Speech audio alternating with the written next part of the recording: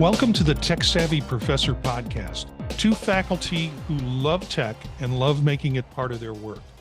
I'm Marty, an associate professor at Kent State University. And I'm Eric Perry, clinical faculty at Southern New Hampshire University. So we have been looking at new ideas, things to talk about that might be a little more relevant. I mean, I like doing the general stuff. I really do. I kind of prefer it than the profession specific material, but this might be a little profession specific. But for those of you who listen who aren't in the profession, you find some interest in this podcast, I think, anyways. But the problem we want to talk about today is managing information around our internship and practicum data, the stuff that our students, when they're at counseling sites, how do they collect hours? How do they manage their hours? And what's the process and what are the different kinds of things that people can use? And I told Eric, I said, this one's all you. This one's on you, Eric. Yeah, well, yeah, and even after practicum and internship, a lot of these softwares help to manage those postgraduate hours that you Right. need for licensure. So, and it's not just specific to our programs, counselor education programs, but other programs too, like nursing, who may have the same types of clinical experience requirements. We did a feasibility study at my institution not too long ago and looked at a lot of different softwares to use. And, it was interesting because coming from a start in this field and doing things on paper forms, paper tracking, Right. Students thought it was amazing when they could scan and email it to me instead of sending it like snail mail, Yeah. and now Yeah. Well, actual tools. it's also the context of your program. You're working in a distance ed programs. And so, yeah, being able to not have to mail something like we did in the old correspondence course programs. I remember sitting in an office at the University of South Carolina and was there for some reason to meet somebody and sat out in the lobby waiting. And there was like mailboxes full of real small mailboxes with stuff stuffed in it, and it was just so many mailboxes for the building. I was like, what is that? So I asked somebody, I said, what is that? And they go, oh, that's papers for our students to drop off or pick up for the correspondence course. And I thought, oh yeah, that makes sense.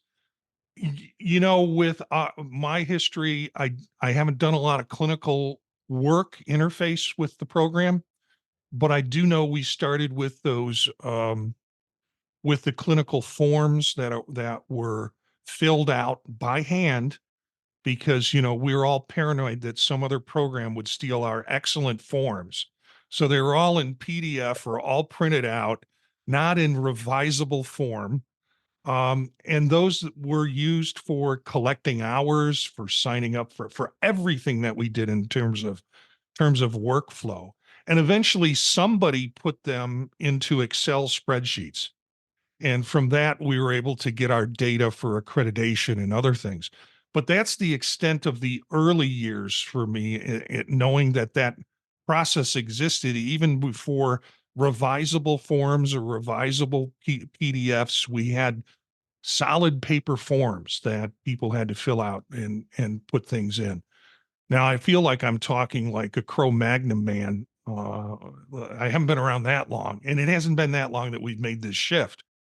But now we're into, and I'm sure you'll talk about Tavera at some point. If you don't, I'll try to add my pieces in. But now it's all managed electronically over the internet, and it's for students, it's for faculty, it's for site supervisors. It's everything is set up and managed that way into a collective database. So this is where I kind of turn it over to you in terms of you have some ideas of history and what different types of programs have been used. So I remember one of my first employments in higher ed. I was coordinating a school counseling and clinical program. So there were times where I had to look up a student's schedule and then find them in class and go down to the hall to the classroom, interrupt, get the student and ask them to hand me the forms because they were behind deadlines, right? Um, the tools that we have now are just getting better and better. But they're very different in some of the capabilities and some of the user experiences. So I wanted to talk about a couple of those, both that I've used and that I've taken a look at. I know there's a lot of programs now that handle things with Google Forms and through G Suite and manage that way. Um, but that also means you have to be able to put your data together on your own. You can do some things with Google Sheets or Excel, but a lot of these programs offer you the opportunity to do that. I'll start with Tavera. Definitely one of my favorites for user experience because it's web-based, it's easy. Um, it really walks you through things in a way that makes sense. The faculty end is a little bit more complicated, but not overly so. It can be managed pretty easily, and there's a lot of features in there for reminders, customization of forms, data tracking and requirements. And one of the things that you want to make sure that the software does, in addition to tracking hours, connecting with faculty supervisors and site supervisors, is that it provides you with some ability to track student development over time. And Tavera offers that, so you can rate students' performance and experience throughout skills courses and show that development over time that's a K-Prep requirement. So it helps with that assessment piece. The other one I've used quite extensively is Sonia. And Sonia has actually only been around for, 6 or 7 years maybe, and started out primarily with nursing. It is complicated from an administrative perspective. Building things feels like doing things in Access, if you've ever done that. Um, it's not user friendly, especially on the faculty and the development side. What I do like about Sonia is everything is customizable. So there's no limitations. You're not bound kind of by what the system lets you do. You can develop forms and track data over time and create this kind of in any way you want. Whereas Tavera can limit you to the types and ways that they feel like you should collect things. Uh, you know, um, my sense of Tavera, and I'm a faculty member who has to use it, if you follow the chatter on listservs, folks will either love it or hate it. And Mhm. I've got the feeling it's a matter of like getting a recipe. If you leave something out of the recipe, then the end result is not going to be pleasant for you. And it takes a while for us to figure out what needs to go into the recipe and how to season it and the process in which you cook things and how long you cook certain parts of things in order to make it work. But once you get the perfect recipe, then it works for you. A lot of the folks who are like, "Oh, I don't like it, blah blah blah, it's terrible," or it's so. I don't think they've gotten their recipe right yet. But then there are folks that just love it because they've got the recipe right for what they're doing. Yeah, I would agree. I think because Tavera kind of sets things up in a way that's more formulaic, whereas something like Sonia gives you the option to just develop it however you want. All those pieces need to be in place for it to kind of function properly. But I would say the end user experience, especially for students and site supervisors on Tavera, is much easier to navigate than something like Sonia, which gives you more customization options. Some things I wanted to mention that folks might be looking at that I've seen demos on, haven't used or that we decided not to go with as an end result, are time to track, chalk and wire. There's another one called In Place. And some of these are TK20. That's the other one. They're all of these are kind of taking existing softwares that are used for something else and modifying them to fit the needs of this kind of task or process. So they don't feel like as if they're developed specifically for this. IPT is another one. I think it's intern placement tracking is another one that is out there and is available, but it's a very limited function kind of tool. But for the most part, you feel like these things are kind of adapted to suit these needs rather than built directly for them. My suggestion, if you're taking a look at these things, if you're starting a program or you want to move into something that's going to help you track, there are some app-based options with some of these. Time to Track has an app that students and site supervisors can use. Whether or not you can include that data tracking in terms of performance, it's not just hours, but really getting that assessment data that you need over time, making sure that that's part of it. And then another thing that I like about Sonia and Tavera is that you can include site supervisor training, opportunities for CEUs and development that you need to supply for your sites. You can run and track through those softwares, whereas that's not always something that fits well with some of the others. So that's kind of been my experience, and I wanted to throw some names out there for those who might just be getting started. So, all of these have certain amount of startup. I can't speak to the fees or costs for starting up the program. I do know that with Tavera, we were able to talk about the number of students that we had and having that number of students on Tavera by a certain date in order to allow us to have a reduced cost in the process. So the burden sort of goes back on the students for this, and you have to sell the benefits of it. It's not only a benefit to the program because it releases us from being tied down to paperwork once all the forms are ready, but it's also a benefit for the student because anytime it's a lifetime arrangement with them. Anytime a student needs to get their clinical records or their background, if they're and their experience, if they're going from state to state for licensure purposes, they can pull that information down from Tavera. So you sort of sell it as a personal records database for you that professionals will use throughout their career. Well, and I think it's a really good signal for you to see that any of these are offering a per user cost. That's what you should see, not an overall fee, not a subscription. It should be a user cost, and there should be some definition as to what that means. So if you enter a student, for example, at the beginning of their program as a user, and you're just tracking kind of performance data and not practicum and internship data, when do they consider that student a user, and when do they bill you accordingly? So that, because that can be negotiated, and the more students you have, the cheaper per student the cost is. So you have some ability to negotiate there about when they're counted as a student or a user. And then, depending on your enrollment and how large your program is, you have more kind of power to negotiate that cost on behalf of the student in the program. But you're right, Marty, it's something that you really do need to sell to the student. It needs to be a good experience. And your site supervisors, who you want positive relationships with to continue to have those sites on board, they need to have a good experience with the software too. IT support for both Tavera and Sonia has been great in my experience, having used both of those directly.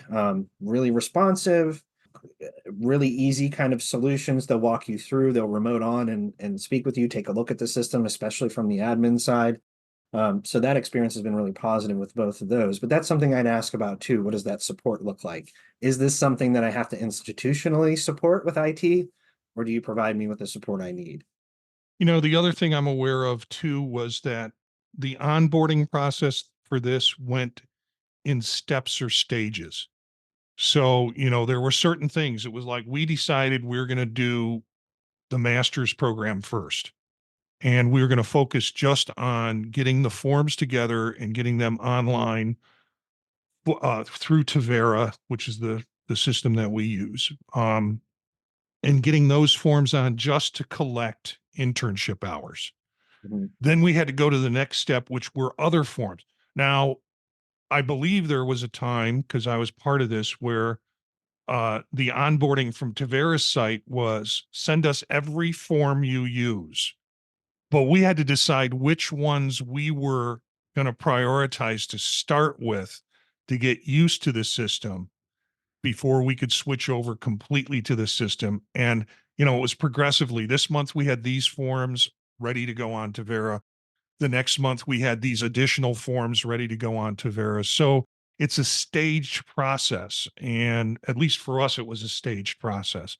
Do you have any experience or reaction with that?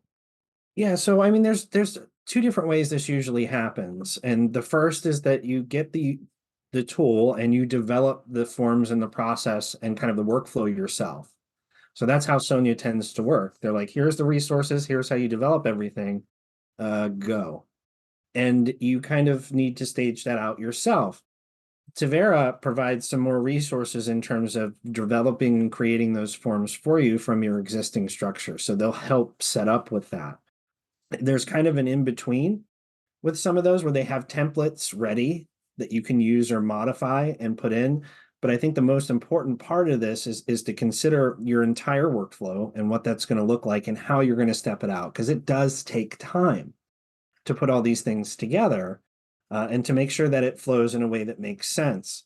So when you take a look at your program beginning to end, the kind of student life cycle throughout the program, what their touch points and contacts are, what those assessment points are, and then where they're tracking their hours, and then beyond how they access the system and what that looks like. So you have to, there's a lot of planning that goes into it, and the levels of support really do vary.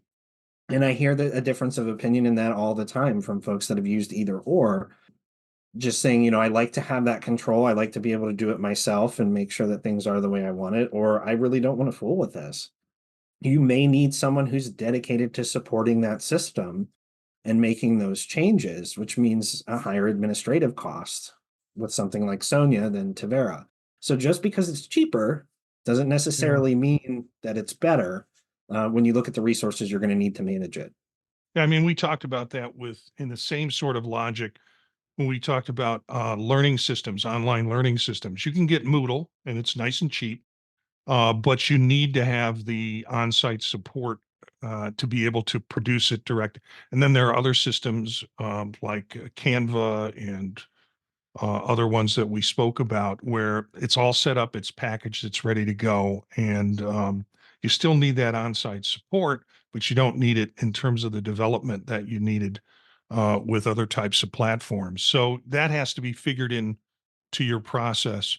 I'll tell you one story, and then maybe it will lead into some reactions or reflections from your experience. We had been using paper forms, and one of the problems we discovered with paper forms in terms of clocking hours and then clocking, here's the weekly hour, here's the accumulated hour, here's the goal towards total.